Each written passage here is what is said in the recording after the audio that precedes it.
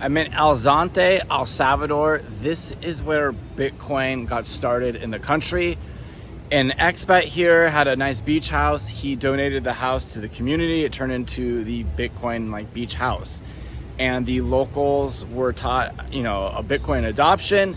Jack Mahler's heard about this. He moved down here for 3 months and he saw how, Bitcoin was being implemented in real life. And I talked to Ramon. He's one of the original co-founders of the Bitcoin Beach. And he said, for Jack Mahler's, it's one thing to be talking about Bitcoin, developing it like in an office building, but actually seeing it out in practice, it's a whole different thing. And once he saw it here, he changed his plans from wanting to integrate Strike into Europe. And he's like, we're going to do El Salvador. And he was like, hey, if we can get 5,000 people to download the app, and tens and 20s of thousands of people were downloading it, and it was a wild success.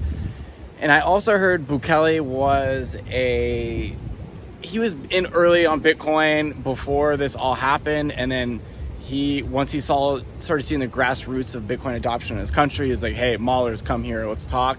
And this is how Bitcoin started and eventually became legal tender and adopted in the country of El Salvador. So this is the birthplace of it all. So I went to Bitcoin Beach today. It was an excellent experience. They had the local kids from the community there. They were teaching them about Bitcoin. We did some cold plunges. And if you come into El Zonte, you can just poke your head in the Bitcoin Beach House. Every Friday they do a dinner, and then once a month they're organizing an event. I have not felt unsafe one time since I've been in El Salvador, especially El Zonte. It's just a sleepy beach town.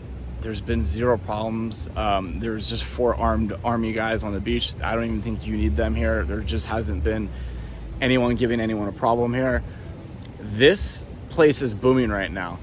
My guide Ramon, he was also a real estate agent here, and they're building everywhere.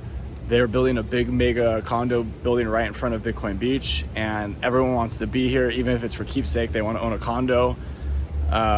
Real estate all on the beach, everyone in their country, it's at all-time high. And as people want to leave the US, Europe, and Western countries and come down to places like this, to escape a lot of, stuff back home, the prices continue to go up. And I thought it was interesting because I flew United down here, and usually there's 1 flight a day to Central American countries. There were 3 flights on United, like a 10 a.m., a 1 p.m., and a 6 p.m. And my flight was packed. So the tourism industry is booming here, and it is actually surpassing Panama's tourism, which is crazy because Panama was like the international hub. They have one of the biggest international airports, and El Salvador is taking a lot of that away. In countries like Panama, just poor government, and they're running the country in the ground. They're not adopting Bitcoin. They're not making the right moves.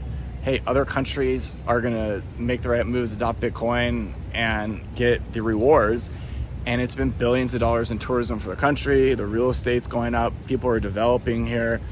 Almost every lot is being developed in El Zonte. Every beachfront place, they're building a condo complex, a hotel.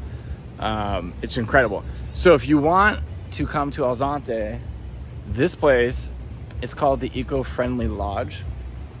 They're containers, and they're pretty nice. It's air conditioning's great. They're almost like an igloo, and it's incredible. I'm right on the beach, and it's actually a little pricey, but it's a Friday, Saturday. Pretty much every room in El Zonte was sold out. So that just shows you how the tourism, this was like the most expensive place and last place available. Every other hotel was booked. So tourism's booming here. Tomorrow I'm gonna head to the National Library, and they're having some type of a Bitcoin event there, so I'm excited to see that. Came out for the Digital Asset Summit. That was incredible.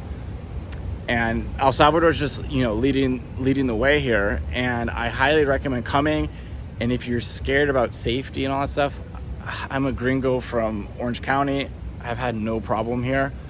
It's on the safer side, and it's just incredible how they've been able to turn one of the most dangerous countries in Central America to one of the safest countries in like 3 years, a whole 180.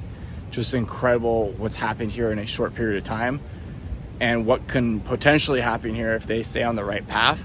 I think Bukele has 4 more years left here, And then they even say his brother might run. It might be a dynasty, but they got 4 years of Bukele, who's just making all the right moves and making a lot of great things happen for the country and the people here.